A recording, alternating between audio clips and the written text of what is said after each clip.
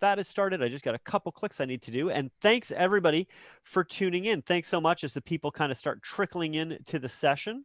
Thanks so much everybody for tuning in today to what's going to be an absolutely wonderful session. Now, Tami, you're still with me, right? We're still okay? I'm there. I'm Okay, there. perfect. I always like to double check. So we're going to get started in just a few minutes, but I always like to get started just a couple minutes early to make sure that we're all here and we're all, we're all right and we're all ready to roll.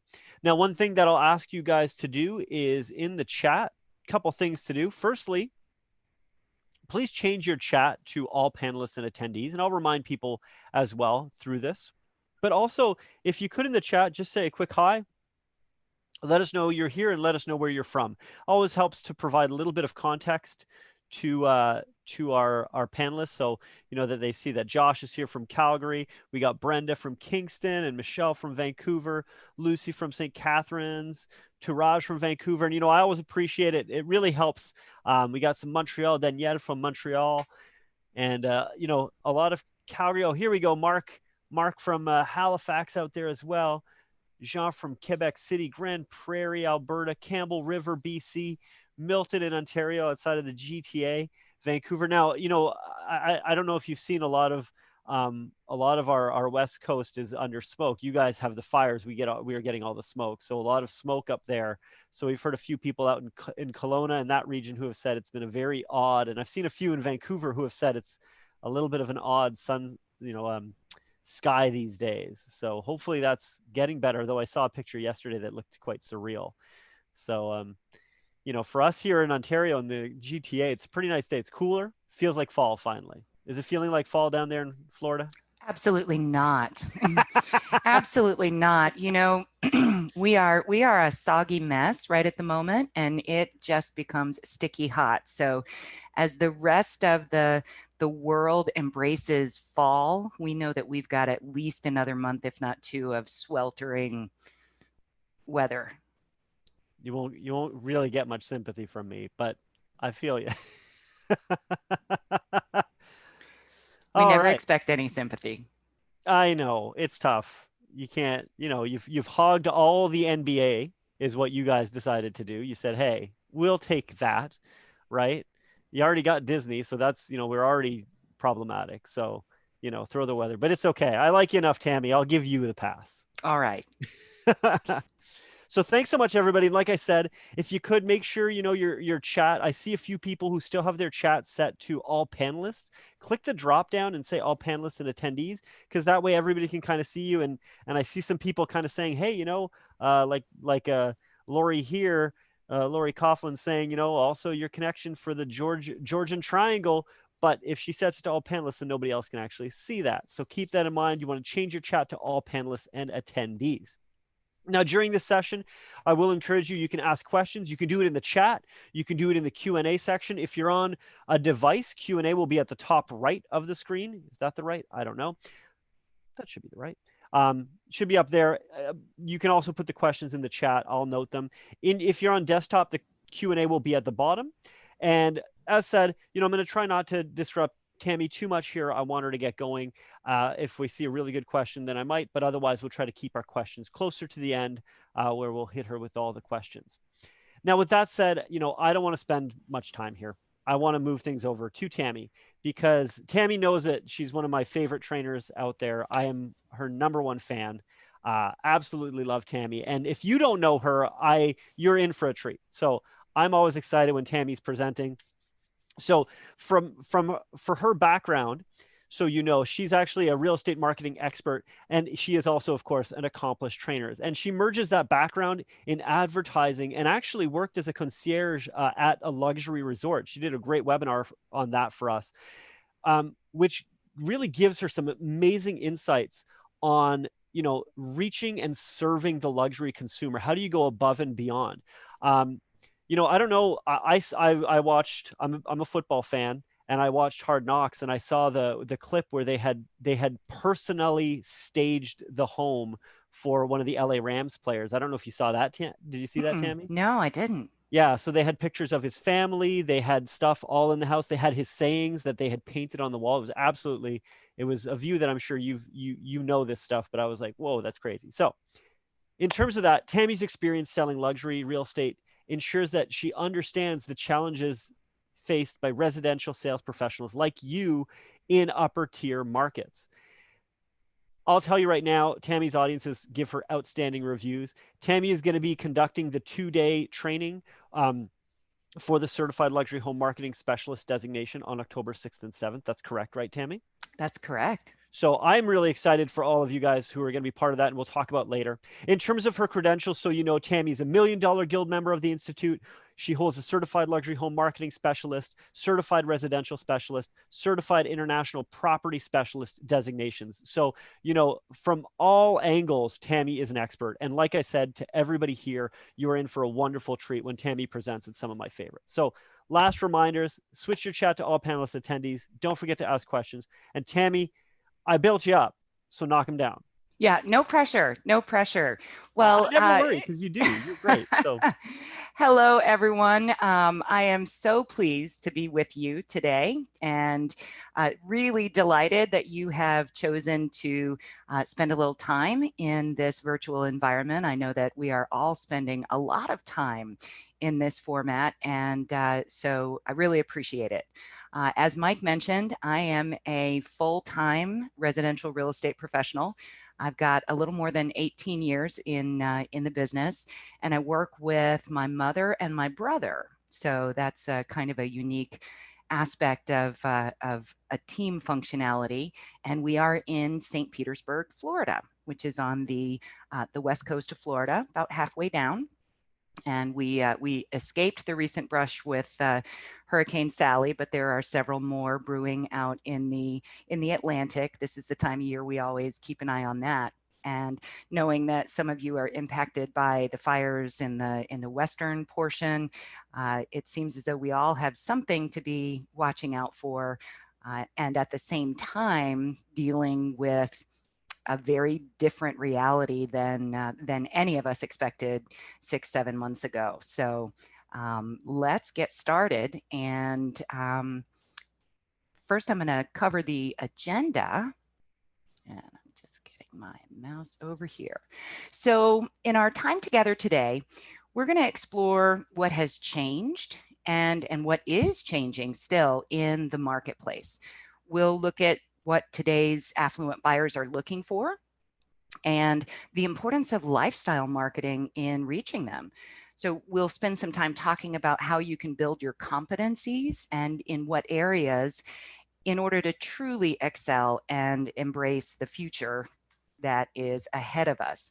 We'll talk about the key role that your referral relationships will play and how to truly understand the luxury market in a rapidly changing environment. So everything has changed in the last 6 months for all of us. And I want to explore how that impacts the luxury real estate market in particular.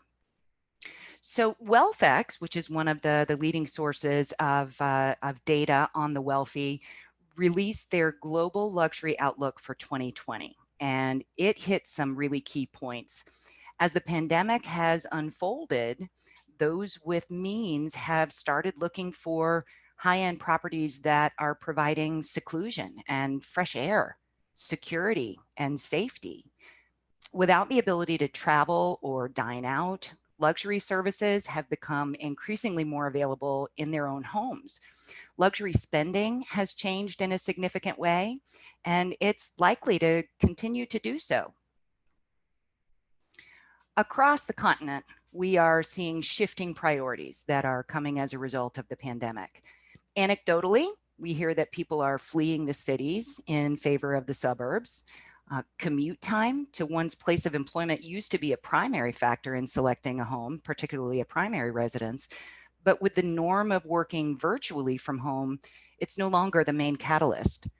In fact, many people find that they can prioritize the quality of their lifestyle and choose an entirely different location for their primary home. And then those with means are more inclined to purchase second or third homes that give them options for another place to retreat. In many cases, those properties are larger than before, and really to accommodate other family members or close friends to be together in isolation, and also to give everybody space, right? Everybody needs their own workspace, their own privacy. I'm seeing that definitely impacting the recent trends for the open floor plan great room style. Not so conducive for some of what we're doing today. And earlier today, I was tuned in to RIS Media's CEO Exchange, and the keynote speaker made the observation that globally, the trend towards larger suburban homes has had a positive impact on previously hard to sell white elephant homes that were so large, the big estates that with tennis courts and swimming pools and extensive grounds that for several years now we've seen as more difficult to sell. And there's a new demand for that. So that's a significant shift to pay attention to. So let's explore in some more detail the motivations of today's affluent buyers. For the wealthy buyer, value is not necessarily related to price. Lifestyle is the key factor. For years, we have said that lifestyle marketing is key in the upper tier, both for marketing listings and also for reaching the right prospects. And it has never been more so than now. The affluent buyer is far more compelled to seek lifestyle over brick and mortar needs, notwithstanding the points that I made just a moment ago about particular amenities. But those are desires rather than true needs in many cases. They can be far more spontaneous, taking advantage of opportunities that present themselves, like a one-of-a-kind property or a unique feature or a location. So it's important for you to identify the value that a property offers to them. Is it a place that they'll feel safe? Will their family members want to be with them there? Is it easy to get to? Or in some cases, is it more remote as a factor these days? So things to definitely pay attention to. And it's all about the experience. In the upper tier, it's about the experience, not the transaction.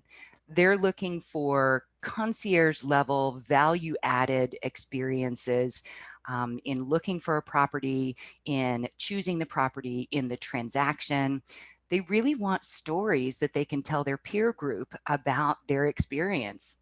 And so it's important that your messaging includes the value of your service well beyond closing and well beyond a transactional impact. So think about that as part of your messaging. Now, we've been watching generational differences for several years now, and the data was telling us that the younger affluent group has been looking for larger homes, but in more urban settings. And I want to touch on that for just a moment because of the point that I made on the flight from the cities. I happen to be in what I refer to as a little big town. And so we have beautiful waterfront park systems. So there's a way to enjoy the outdoors and open air in an urban environment. So personally, I haven't seen that kind of flight because we have a different kind of location. So as you're hearing about these things, I want you to think very closely about your particular marketplace, because any generality is just that. And so so definitely something that I wanted to point out. Outdoor spaces in one's residence are incredibly important. And for the younger generation, that has historically been for entertaining, right? So I think all of us are looking forward to the opportunity when we can indeed entertain again, but that's been the primary motivation for good outdoor space for this demographic. And they're looking for outdoor living areas that transcend the seasons, as we talked about, and kitchens, both inside and out, right, with high level amenities. And they want to stay active, especially if they can't get to a gym in our current environment. So in-home fitness amenities are incredibly important. And this younger generation is far more aware of security options and smart home technology. And I think we could add to this list now that connectivity is also key. So strong high-speed internet and cellular service being very, very important. And that's an interesting balancing act between seeking places that may be a little more remote for either a retreat or a home versus an urban environment. Are they going to be able to get the same level of connectivity? So something to pay attention to as well. And I think that we will see some advancements in some of those connectivity areas.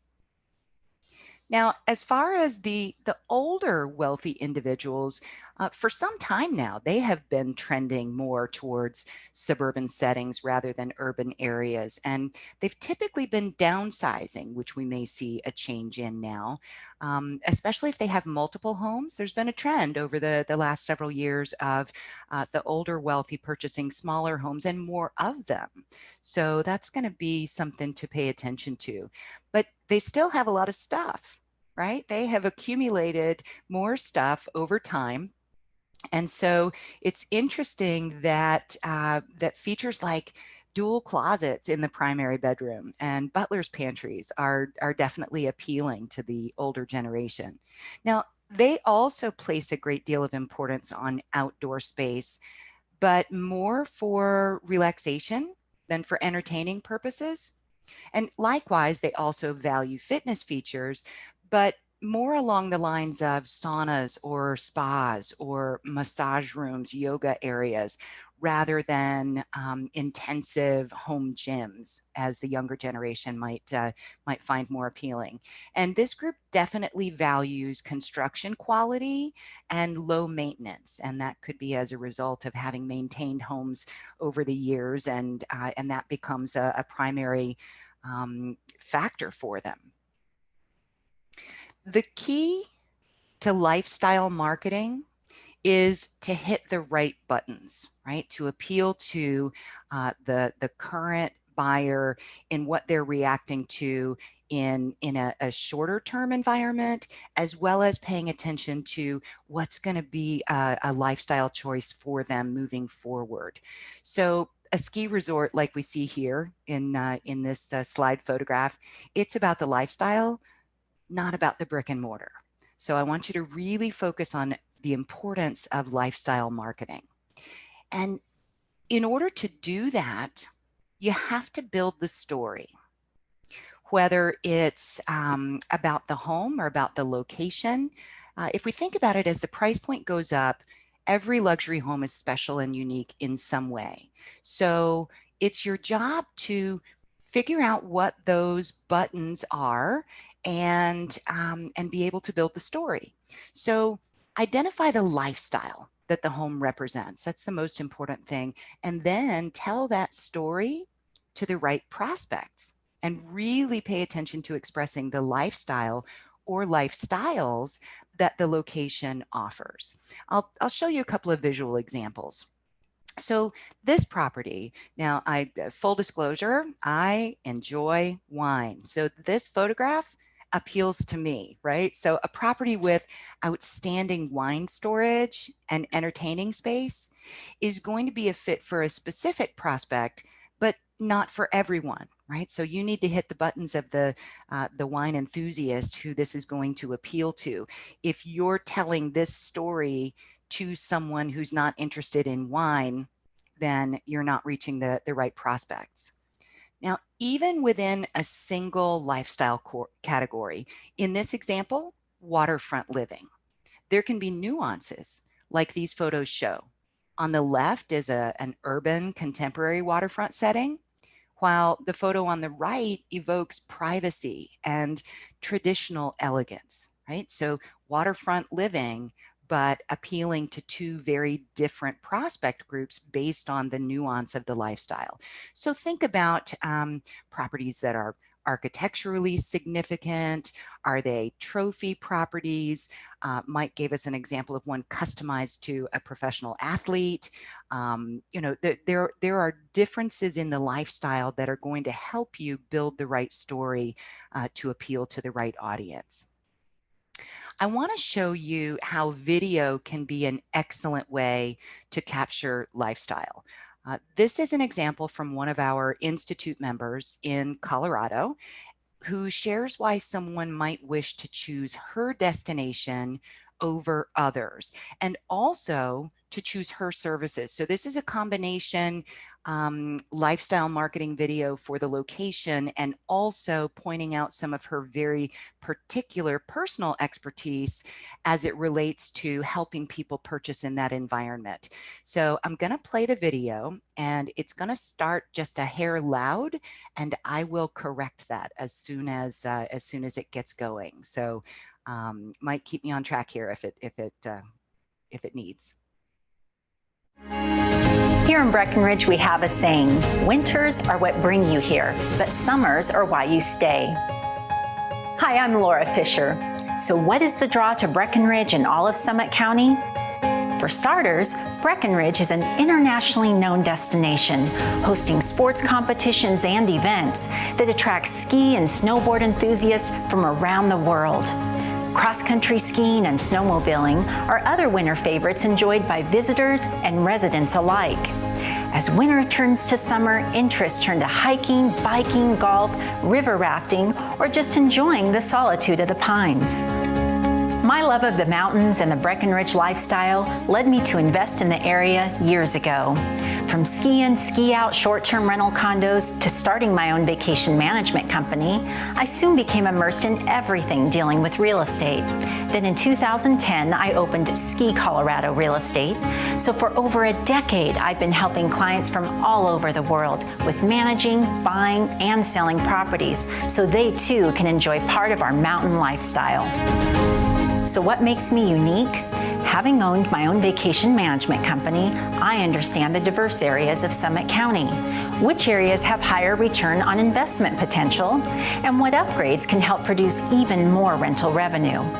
Because I've been an active investor in Breckenridge for years, owning everything from small condos to large homes, land, and commercial spaces, even building my own multi-million-dollar spec homes, my clients can rest assured that I understand what buyers experience and truly know how to best assist them in their transactions. My background in engineering and mathematics means I'm not intimidated by today's online marketing tools. I know how to use them to help market properties and drive traffic. And my ability to compile and use data is a powerful tool in negotiating on behalf of my clients. My many real estate certifications and designations mean I never stop learning. I stay up on the latest market trends and have a vast networking database. As a certified luxury home marketing specialist, I'm able to market and collaborate with realtors who work with high-end clientele all over the world. Best of all, owning my own real estate company means I don't have quotas to meet. Instead, I can focus on you and give you all the time and attention you need to help you reach your real estate goals. Thank you for taking a couple of minutes to learn more about me and two of my favorite places, Breckenridge and Summit County. Please visit skicoloradorealestate.com, and I look forward to seeing you here in Breck.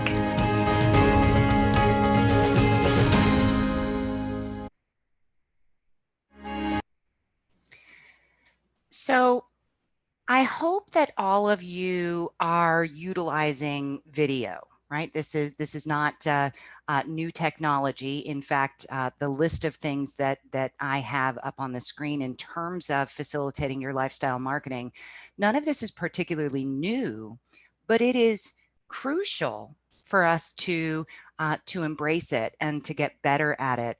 Mike was mentioning to me, there's some question, you know, with increased cases, will there be a little more restriction as opposed to loosening as we move forward? So your ability to utilize technology to transcend geography or even just the fear of personal interaction to see homes locally and in person is absolutely critical.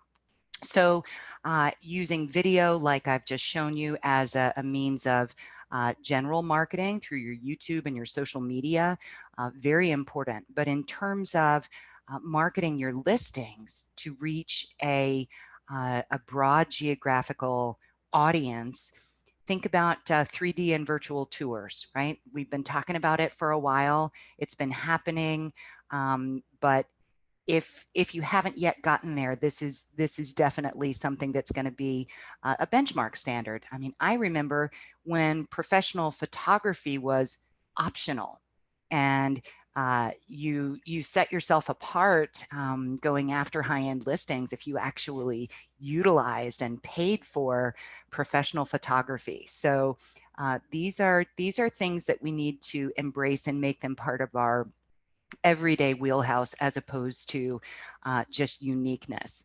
Video walkthroughs, whether those are recorded or whether they are live broadcasts. I know that I have been showing property by Facebook Live. And I know that I'm showing my listings to other real estate professionals who are shooting video, using WhatsApp, all sorts of different technology to communicate with their clients. And sometimes they're just across town. It's not that they're always out of town, but there's a lot of folks that just are more comfortable using these types of technologies to determine whether they want to actually come visit the home in person. And in terms of those that are out of town, traveling to see property is a pretty big deal right now. The choosing to travel is an important decision. So those types of video walkthroughs and live video showings can make the difference between whether someone's going to pull a trigger. We've done several transactions in the last several months where the buyer never saw the property until it was already under contract. And so that has been a real thing. Aerial and drone footage, more important than ever right now in terms of showing the proximity or the lack of proximity, right? We said that some of the priorities were more space, right? A little privacy. And so your ability to utilize aerial and drone footage to really demonstrate the geography and show the sense of space can be really important. Virtual open houses are definitely a norm these days. And I'm seeing all sorts of great tips on within our industry publications and online of people really embracing the virtual open houses. And I think that the thing that you need to be sure you don't get hung up on whether it's virtual open houses or whether it's videos to show lifestyle or videos to show a property where you are actually participating is the fear of not getting it right. Right? I think that holds a lot of us back. So you've got to just do it. I was reading in Realtor magazine just yesterday about a real estate professional who, on the first try with the virtual open house, actually set all the expectations, had all of the marketing done, set expectations with the seller in terms of having the house ready, be gone a half an hour ahead, so we don't actually even have to interact with each other. Well, Murphy's Law said that when the realtor arrived, the house was still a wreck and the seller was in the shower. So that was a real quick help out kind of situation, and they got a good chuckle about it because they went live as things were just getting wrapped up. So there's a human element that is acceptable in the world today. Think about all those Zoom calls, all the things that we've had to learn about backgrounds and things that we're doing while we're on video. So know that there is a sense of a human element that is okay. So don't be afraid to embrace it. So your ability to showcase your listings or show property virtually to buyers is absolutely key to being successful in today's marketplace. And in order to truly understand the luxury lifestyle, you have to constantly enhance your competencies, right? And I want to point out that one of the underlying principles of the Institute is that you don't have to live the same lifestyle as your more affluent clients in order to be successful in this arena. Instead, it's about your competence and your confidence. And the more that you build your competencies, the more that confidence will happen naturally. So it plays well together. But if we're not living the same lifestyle, then we have to work harder at learning the nuances of the amenities that are expected in the upper tier. So let's explore ways that you might do that. So it's really important that you're familiar with the features and amenities that you are going to be encountering and that you'll be marketing. Understanding unique architectural features and design elements.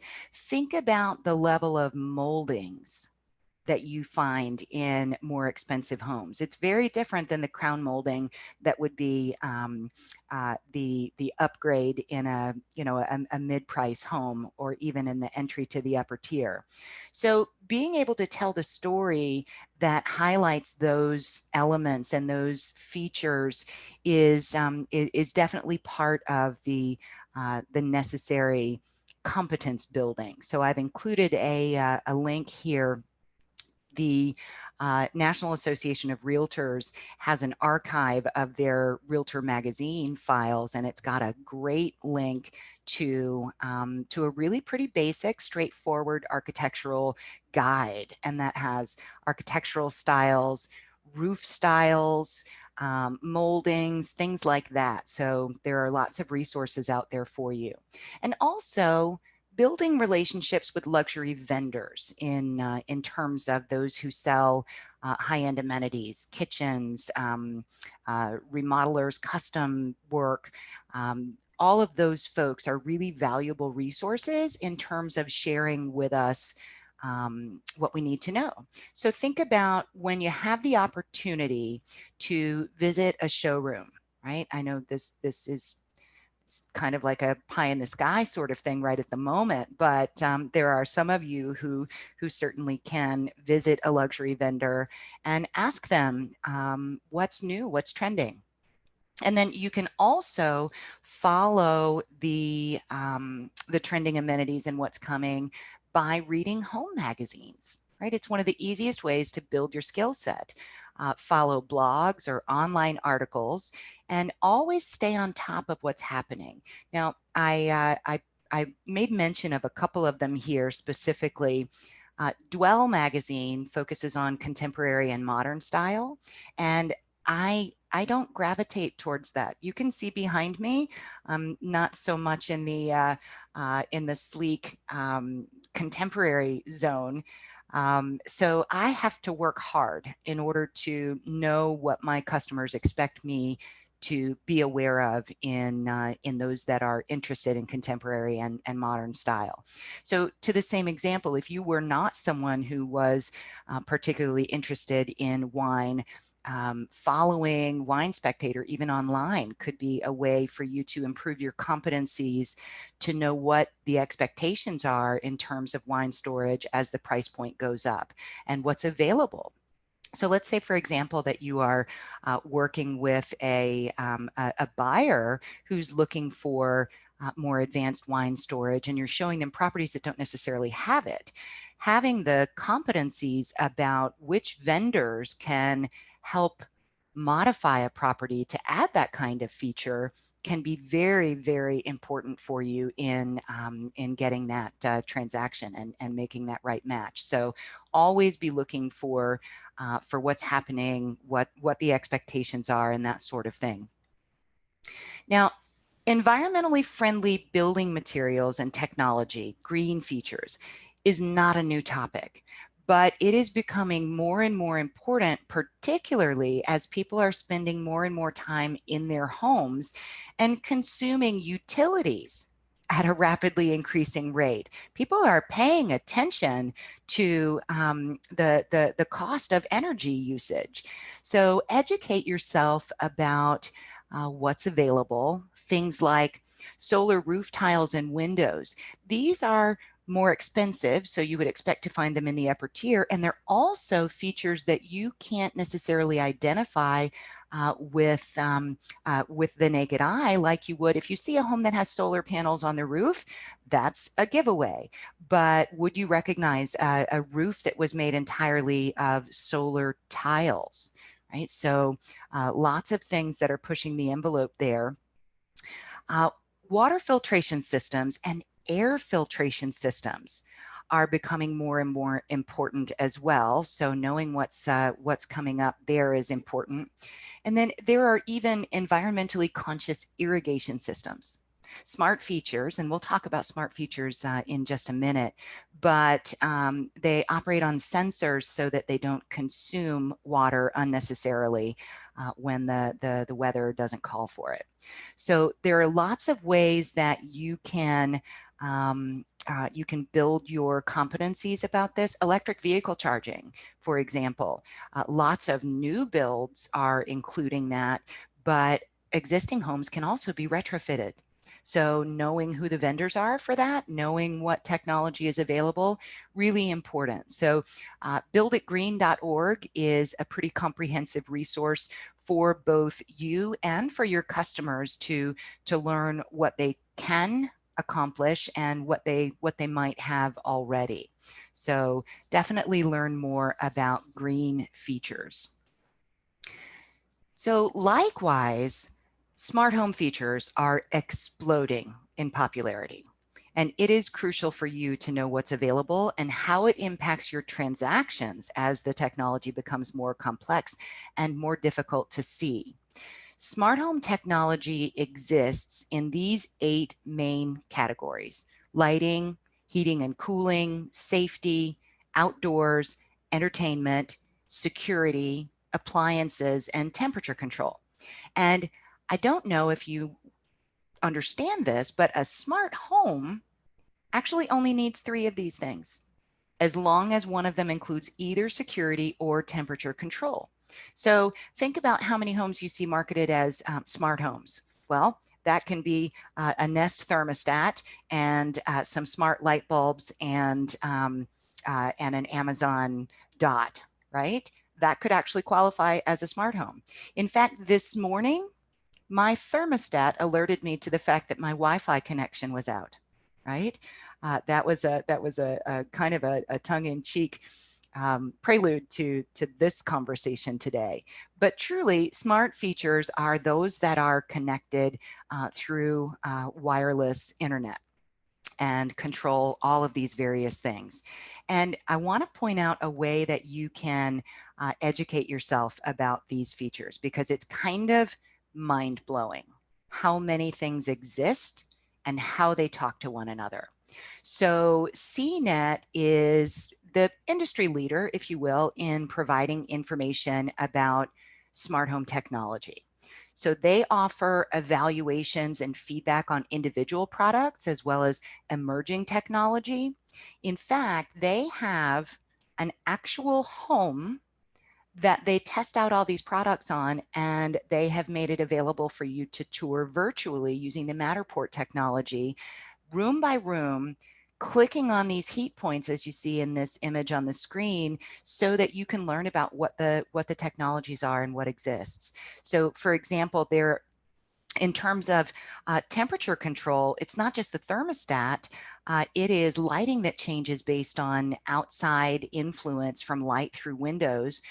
There are smart shades that will pull down at certain times of day. And then of course, there's the myriad ways that you can make the devices work with one another in basic platforms like the if this, then that, right? So when your cell phone comes within a half a mile of your house, your temperature is going to be adjusted. Your favorite music for that time of day can come on. All of those things. The shades will go to a certain height. So all of those features are really becoming more and more common, especially as people are utilizing technology in this age to have so many things delivered. I remember when we first learned about the internet refrigerator, and it was probably 2007, right? It was a long time ago in terms of actually using barcode technology to keep an inventory of what was in your fridge and what needed to go on the grocery list. Now, back then, they couldn't necessarily transmit that directly to the store or to the delivery service, but that is how technology adapts. And so we're seeing lots more of those automated functions playing a role, especially as we're spending more time in our homes. Now, as the price point rises, you're also more likely to encounter whole home automation systems rather than simply individually connected devices like I just described. So expanding your knowledge of these systems and how to manage the transfer of the equipment and the ownership, that's incredibly important to pay attention to in the upper tier. I've highlighted here 3 of the major players in the industry, each of which has pluses and minuses, which you can use CNET to evaluate. So there's Control4, Crestron, Savant.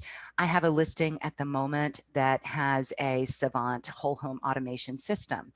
So I was smart enough to know that we needed to do an inventory of those devices that were included and were controlled, and which ones were going to stay when the property sells versus which ones are personal property of the owners, right? So this becomes really, really intricate as the systems become more complex. So this is a place we actually created a special drill down course that's available for Institute members to be able to actually spend some significant time learning more about smart home technology as it relates to the real estate transaction. So definitely something to pay attention to there. Now, the Institute's blog, Luxury Insights, is also a great way to stay on top of things impacting the marketplace. And that's a resource that's available to all of you. You'll find a wealth of timely topical posts, and you can subscribe by email to receive posts as they're published. This is also great, great information for you to reshare on your social media platforms as you're looking for content to stay front and center with your sphere of influence. And also, you'll find great content and continual learning opportunities from our podcast, A State of Mind. You can subscribe on any of the main podcast platforms, and new content is delivered every few weeks. Really, I'm just suggesting that there's lots of ways for you to stay on top of emerging trends and topics that are impacting changes to our industry.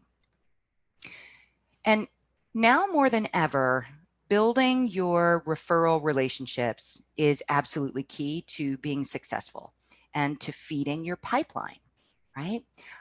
That's an interesting spot that we're finding ourselves in. We had a flurry of activity at a certain point into the shutdown, but we have such a severe lack of inventory that that all of a sudden now we have a little bit of a lull. And so we have to be paying attention to what's the pipeline, right? It's not about reacting to today. It's about building what we want our business to look like next month, next year.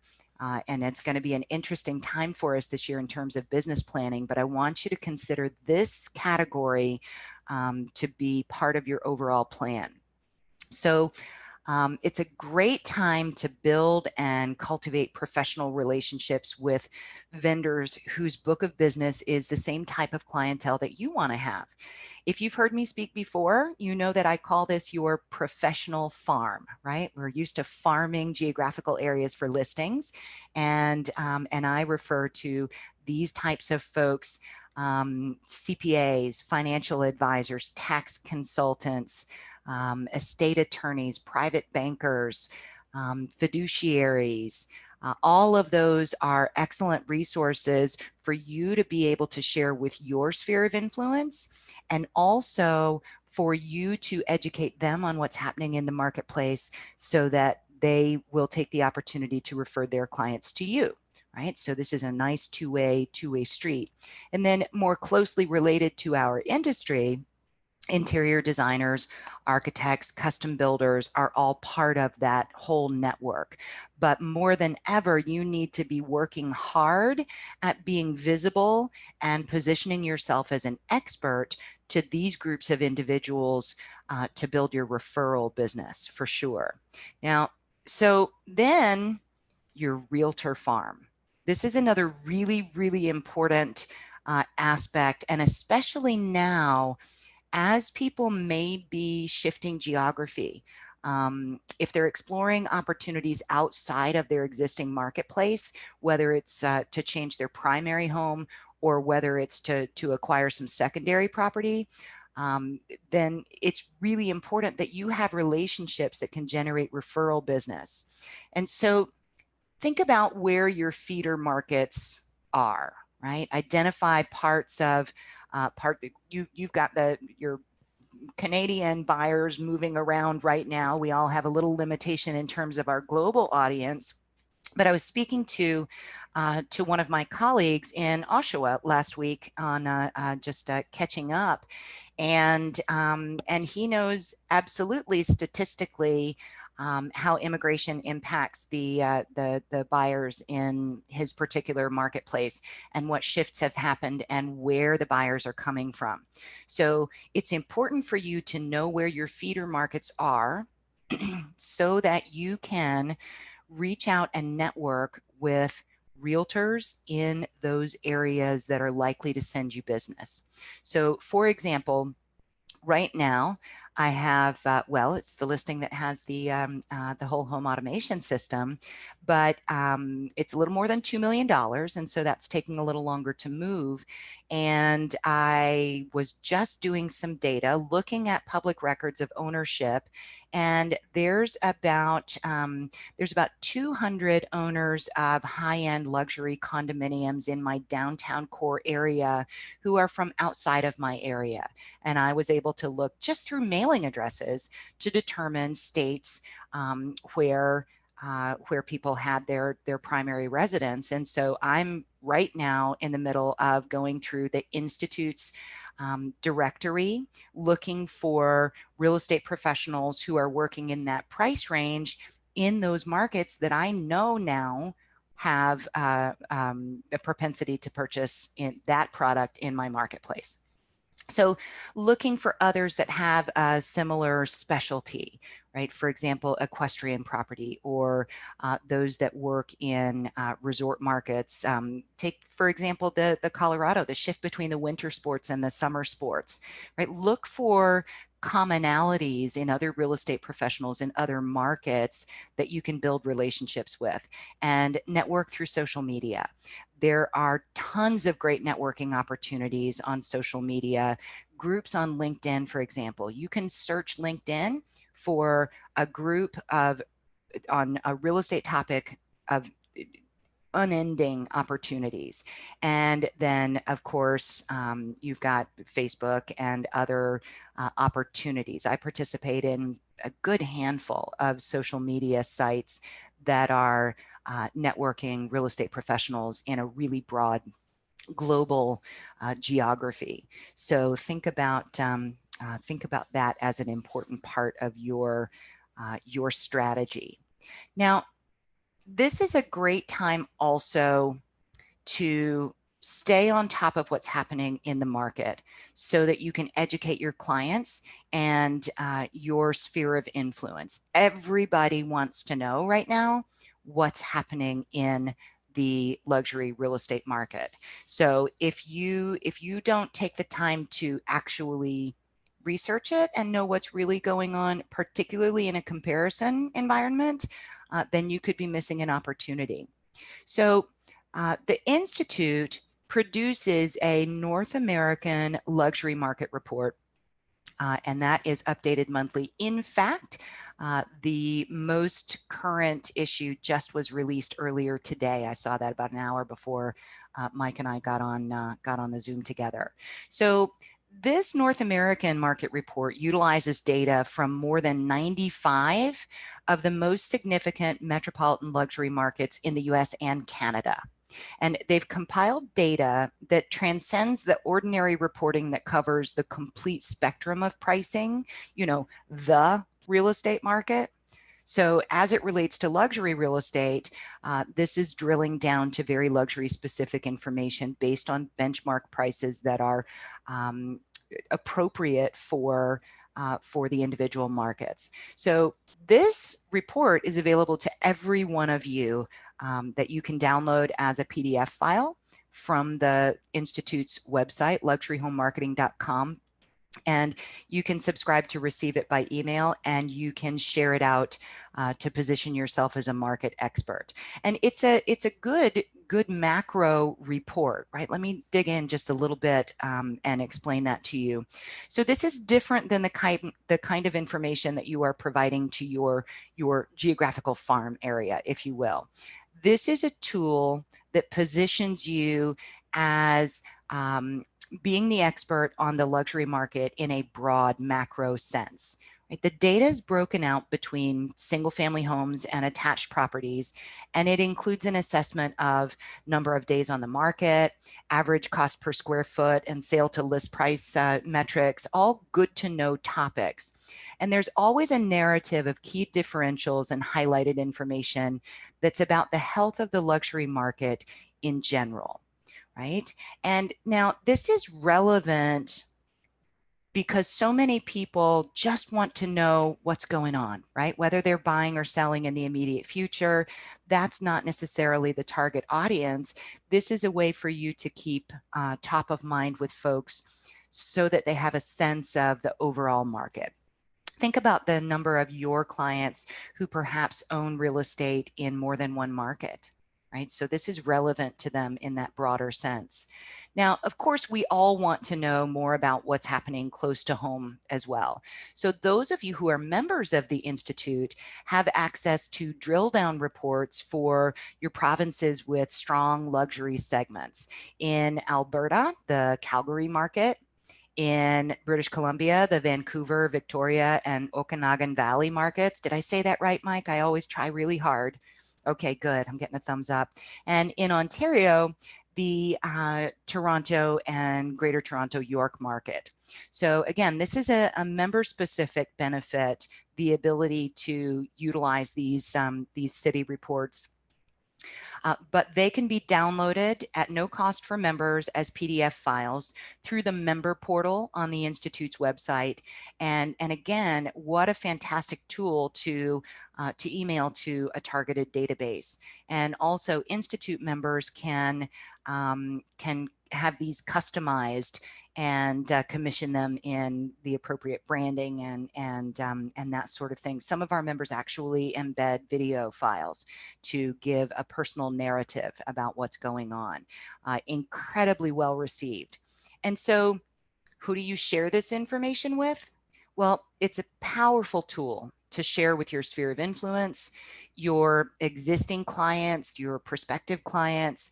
Everybody wants to know what's happening in the real estate market and how it's reacting to the pandemic in particular, whether or not they're planning to buy or sell in the immediate future. It is great information to share with your professional farm, your geographic farm, even media contacts who are starving for news these days. I'm finding that the media is incredibly hungry for good things to talk about. And right now, luxury real estate is a good thing to talk about. I would encourage you to go read the report that came out today, which is the 13-month report ending in in August, right? So this is really current, and it is really interesting to see what's happening. So that's a great resource for you. Now, another thing to consider in terms of understanding the market is understanding how to manage this fully digital environment that we've got for a while. Presenting yourself professionally when you're using video conferencing platforms, your body language, the professionalism of your background, and so on. I alluded to that briefly before, but it's incredibly important as you are communicating in a virtual environment as opposed to an in-person environment. You don't have the same opportunity to engage with your customers and build rapport in the same way that you've become accustomed to. And it's really important to pay attention to the image that you're presenting from your virtual environment. And now, especially for those of you that have a global clientele, right? Just because we can't move about the world freely doesn't mean that all of their activity has stopped. You're likely staying in touch with a global audience virtually. And so what's really important to pay attention to is cultural nuances in your body language.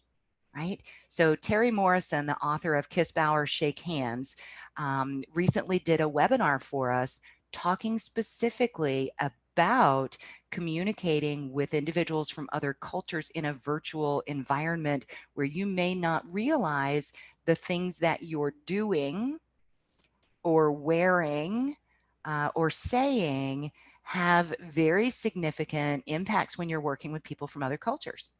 So there's a lot for us to learn and to stay on top of in terms of adapting to this environment and really embracing this reality and learning new skill sets. So, wow.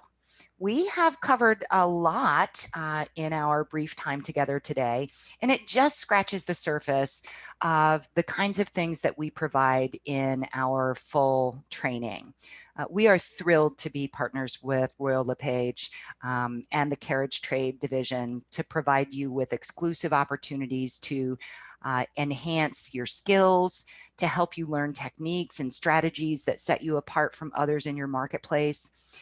If you'd like to get more of the types of things that we've talked about today, you have several opportunities that you can find at luxuryhomemarketing.com/RLP. Right now, it's all online, but you have some other different creative options. In fact, what Mike was mentioning earlier is that we have a special luxury live stream specifically for you, for your brand, on October 6th and 7th. And so you will have the opportunity to sign up for that. I'll be delivering the luxury live stream. And so the difference between the live stream and the online training is whether or not you want to be in an interactive happening now environment, which is going to be a time commitment. It's about I don't know, it's a pretty good stretch. We usually don't go the very full time as the announcement says, but pretty close to it. So if that's the way you like to learn, if you need to be engaged and have a live kind of experience, that's going to be for you.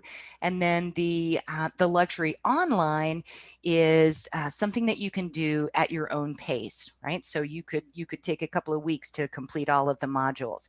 And it's actually, we've just recorded a fresh version last week, so it's not even there yet. Give us just a little bit of time, but you have the opportunity at a preferred rate as well to do Canadian specific online training, and that allows you to go at your own pace. So there's lots of opportunities for you to take advantage of this time to build your skill sets. And we would love to help you do that in a way that is focused on building your business, or maybe revamping your business strategies in the upper tier. So I think in summation, I heard a quote early on in the pandemic from one of the industry leaders who said, "What got you here won't keep you here, and it definitely won't be what makes you succeed tomorrow." You have to be able to pivot. You have to be able to shift your mindset, shift your skill set, and embrace what's coming, as opposed to lamenting what is behind, or focusing on just the skill sets that that made you a successful real estate professional up to this point. So I know I took us pretty darn close to time, Mike, but do we have any questions out there? I think you covered a couple off, because somebody was asking about the Royal LePage and our how our relationship works. So again, I put the links in the chat for people, but it's luxuryhomemarketing.com/RLP. All the details are there. All the information is there. Somebody was asking about the reports that we linked to, because you said you can get, if you're getting the generic one. So if I'm not a member, what if can if you're not a member, you have access to the continental version. The regional reports, what we refer to as the city reports, because they're really metropolitan areas, those are specific benefits of members. Gotcha. So maybe all the reason to take the course and become a member. And Charlie Johnson was just asking about when you talk about the luxury property reports, we talked about Vancouver and Calgary. What about the East Coast? What about Halifax? What about those regions, those kind of things? So I know that the staff that puts together the reports is always looking for new areas to expand, so long as there is enough data to support the luxury benchmark reporting, right? So if you have parts of the country that have tiny little pockets of luxury activity, there may not be enough data there to work with. So I would encourage you to explore, particularly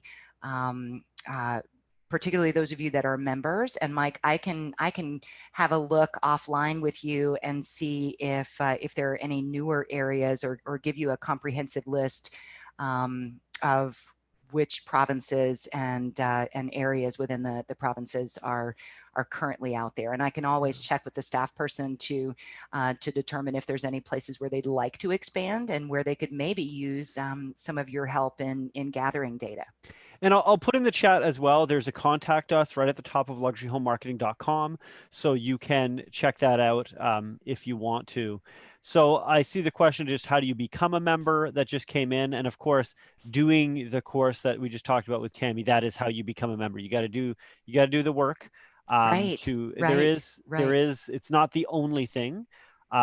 But I don't want to get too far into that, because that is all detailed on the site. And the one question that I wanted to get to, actually thought was relevant, is if I do the live course, does that give me like access to the digital side? What if I want to review stuff or anything like that? Yes. In fact, once you're a member, which means that you've taken the training, whether by live stream or online, and there is also an accelerated online version as well for those that pre-qualify to earn the designation, which is a production requirement. And Mike definitely said there's lots of information on there. But once you're a member, then you have access to the online training at any time. And that's the module by module, so that you can brush up on any part, any little segment that you want to see again.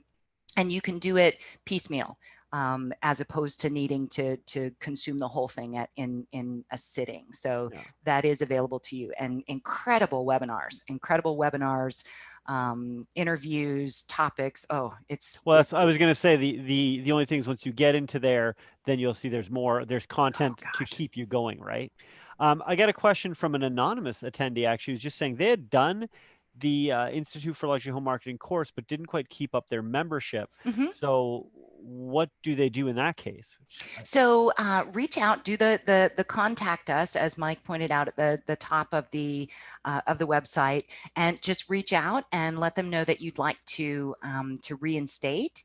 And there's a process for that. There's a reinstatement fee, I think, but maybe let them know that you were on the webinar today, and that's what prompted you to want to renew it. And I will encourage you, those of you that are members that maybe haven't gone to look at what's available to you on the back end right now, please do, because the tools that are available, the tools and resources are mind-blowing. I think it's safe to describe it in that way. So, and so my have a hope look. is that somebody who's through this also maybe has realized, you know what, I need to brush up on some of this stuff, like some of the tech, and and the home automation side is something that obviously is really new to a lot of people. And like you said, when you're dealing with somebody, to have the knowledge to be able to speak about it intelligently, and like you said, put in clauses that specify it, can be really important. Yep. How are you doing for time? It's 3:02. Do you have a little bit more time, or? Sure, I do. Um, I wanted to know from you, and this is my question. So, like conceptually, I think this is all really cool, and the idea of like, um, I think the idea of lifestyle marketing is something that I've seen in luxury specifically for some time. I had two questions for that, and one of them is just how do you deal with, like you said, with the younger group, we're talking about a certain desire, like even the fitness, like you said, the fitness there might be more related to the younger is about, fitness, whereas the older is about kind of, relaxation, right? So how do Mm-hmm. you deal with it when you have a client who maybe has a property that you say would appeal, because you mentioned really getting to the right group, Mm-hmm. a property that will appeal to the right group, but they don't necessarily, like, they're like, why are you not showing my wine cellar? And you're like, because it doesn't appeal to them. So how do you deal with that? Because they'll have very high expectations, right? They do. And so sometimes you have to actually have multiple marketing campaigns. For example, outdoor space, which is very important for both and the historically older buyer and the historically younger buyer, but for different purposes. So if you were doing a targeted mailing or social media campaign, or something that was speaking to a younger audience, you would focus on how that outdoor space is really phenomenal for entertaining or cooking or whatnot. Where if you were focusing on an older group, you might point out how wonderfully relaxing the Gotcha. outdoor space is. So that's kind of one side of the coin in terms of speaking appropriately to different audiences. Mm-hmm. But one of the things we talk about in the class, in the full training, is called the principle of sacrifice. So, Okay. for example, a property. So a property with a fantastic wine cellar, and so in that case, you probably would be marketing the wine cellar, but you wouldn't be focusing. You wouldn't take out an ad in a publication that the audience was Doesn't. outwardly not consuming of alcoholic beverages. Right? Yeah. So you would sacrifice the audience. So a more common example is a property that doesn't have a big yard. Right. So you're not going to be marketing that likely to families with young kids and golden retrievers. Right. You're going to be focused on somebody who maybe is at a different stage in their life and they don't want to take care of a big yard. So part of that is educating your seller as Mm-hmm. you're building your marketing campaign. And sometimes you have to give them 30 days before they realize that you were right in the beginning. Sometimes the principle of sacrifice is hard. Mm-hmm. And so, we have a condo that had blue cabinets, and we said, you got to do something about the blue cabinets. And they said, we'll find the right buyer that wants the blue cabinets. So 2 months in, now all of a sudden they don't have all the time in the world, and all the showing feedback has been about the blue cabinets. So do something about it. So, And that sometimes. actually transitions to the next thing I wanted to talk to you Mhm. about is, I mean, can you like, when it comes to putting this in action, so like you said, getting to the right people, how are you picking, and maybe, like, let's look at the last kind of luxury property you guys were marketing. How did you pick the right channels? How did you decide? Because that's one thing I hear a lot from our agents is, I get it and I get it, but like I don't have all the time in the world. I can't do all the marketing. So how am I really choosing? And I'm clearly trying to just get freebies from you here, Tami, in terms of Sure. And there, yeah, and a lot of it, give me some basically course you're asking content, me to man. deliver the whole course in, Look, do you have in the another two Q&A. days with me? Yeah. But So, I want like, because I'm thinking like, give me the tangible, like this was the house, you know what I mean? Like, give me I want to really be able to visualize it. okay. So, in the luxury arena, Mm-hmm. the most important thing to pay attention to when choosing your vehicle is reaching people who can afford the property that you are selling. And I think we miss that a lot. We want to market something so broadly that we're wasting marketing dollars and time on audiences who can't afford what we have to sell. So for example, this $2 million condo, this is a project that I'm doing right now, in addition to looking for real estate professionals in my feeder markets. I'm also building a direct marketing, a mailing campaign, utilizing one of the Institute benefits of prospect list generation. And so for this $2 million condo, I am filtering down, I'm building a list of individuals in those states that are already represented in my marketplace who have a net worth between $5 and $20 million, right? They need that much to get they need that much. And those folks that have more than that are not going to want this property. Yeah. Right. If I was marketing something that was $10 million, then that would be a different shift. Right. So really identifying who your audience is. We are firm believers in an actual post, mail. Yep. And that is an effective way because it kind of stands out, especially in all the digital marketing. So then think about other ways that you might be able to reach individuals who would appreciate it. And that goes back to the vendors, right? So market to the CPAs and the accountants, those folks who are interacting with people who have the level of wealth.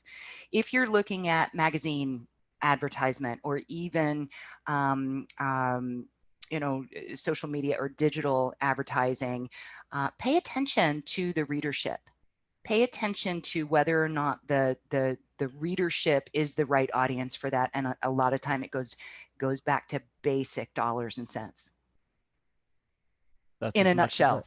Yeah, that's very cool. That's very interesting. Would you like my address? Just so I can save you time looking it up on that list. I mean, I'm a little over, but I'll make an exception for you. Right? Okay. Okay. Yeah. Exactly. So with that said, I don't want to take up more of your time and I don't want you to give more freebies, but like I said, this is why I love you, Tami, because I find you can go down to the nuts and bolts of the specifics all the way up to the big. And I'll say a lot of people here in the comments as we've been going, as we go over time, people have been saying, thanks for the awesome content, great presentation, absolutely wonderful.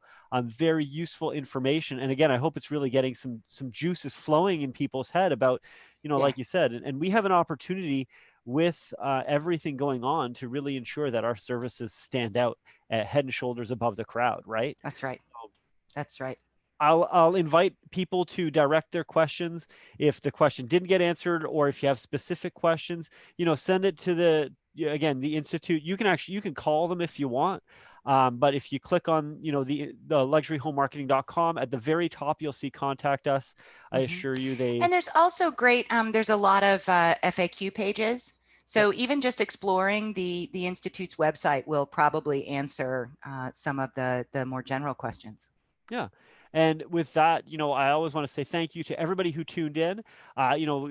Again, these webinars, they don't happen without an audience. So I really appreciate everybody who's been here spending your time. When all this started, we were like, I'll sit in a basement and watch webinars all day. And now we're like, I don't know how much I enjoy that anymore. So I really appreciate those of you who are spending our last days of summer, Tami, not yours, stuck inside, But in terms of that, Tami, you know, thank you always. It's always a pleasure to be with you. You know, I always love your presentations. I always get some information out of it, and it always makes me think when I come out of it. And that's, you know, that's something that I always look forward to these. So I'm really happy that you're here, and thank you so much for spending your time. And I hope a lot of people here will go check out the information and come back, because if this is Tami for an hour, imagine 2 days of this. Okay, so you're gonna leave. It with can a be a lot little of overwhelming. yeah, but that means you'll have content to digest for a while, which is awesome. Yep. All right, guys. Well, thank you everybody, and I'll wrap up this webinar, and we'll see you all next time. All right. Bye. Bye.